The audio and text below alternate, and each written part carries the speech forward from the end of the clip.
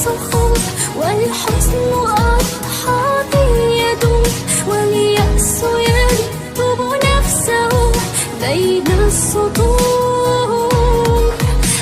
الخوف قيد أضلعي، لم يبق لي شخص معي، وشعرت همسا خافتا في مسمعي.